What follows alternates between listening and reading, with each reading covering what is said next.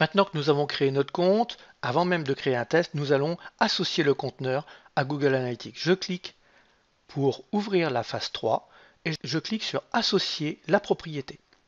Cette information s'ouvre et logiquement, quand vous allez cliquer sur la flèche, vous allez avoir apparaître tous les comptes, toutes les informations que vous avez données dans Google Analytics. Vous voyez que pour ma part, j'en ai beaucoup. Celui qui m'intéresse, eh bien, c'est celui qui correspond à Coneo, Club Formation Vidéo Coneo. Je le sélectionne, toutes les données du site web, oui, et j'associe. Et j'ai ceci qui s'ouvre. Première chose que je vais devoir copier-coller, c'est ceci. Copier, donc CTRL-C ou bouton droit copier, et je vais de nouveau ouvrir mon information qui se trouve ici, vous vous rappelez, dans JavaScript, et je vais venir le mettre en dessous de ce que j'ai mis tout à l'heure. CTRL-V, enregistrer, toujours penser à enregistrer. Je continue, suivant, et j'ai encore une autre information à donner. Je fais un CTRL-C, bouton droit copier, et je viens mettre. Alors, petite chose à savoir, si vous venez à annuler le process que vous avez fait parce que vous avez déjà installé des codes et que vous recréez un compte et puis un test, il va falloir refaire la manip. Tout simplement parce que à chaque fois, le numéro change. Vous voyez, ce numéro-là change. Enregistrer.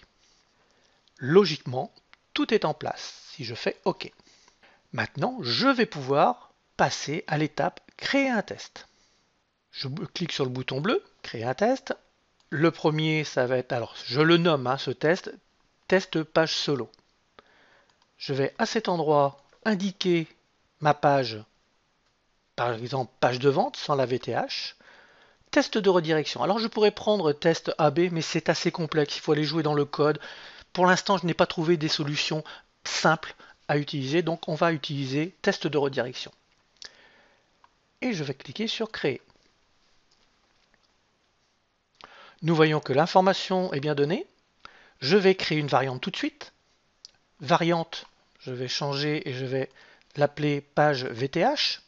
Et je vais modifier mon lien où je vais mettre VTH. Alors là encore, je vous invite fortement à ne pas faire de lien avec, avec un PV ou avec VTH, etc. Mettez vraiment des termes qui ont du sens. Et je clique sur ajouter. Très bien. Alors, vous voyez qu'ici, j'ai une vérification à faire. Je vais exécuter les diagnostics. Enregistrer et continuer qui me demande. Donc c'est ce que je fais. La page s'ouvre et regardez bien ce qui arrive. Soit ça va être en vert, soit ça va être en rouge. C'est en vert, tout est bien en place. Mon test et Optimize est bien reconnu. C'est parfait, je vais pouvoir continuer. Si c'est en rouge, c'est parce que votre code est mal installé sur Coneo. On se retrouve dans la vidéo suivante pour maintenant aller voir l'objectif et le ciblage. A tout de suite.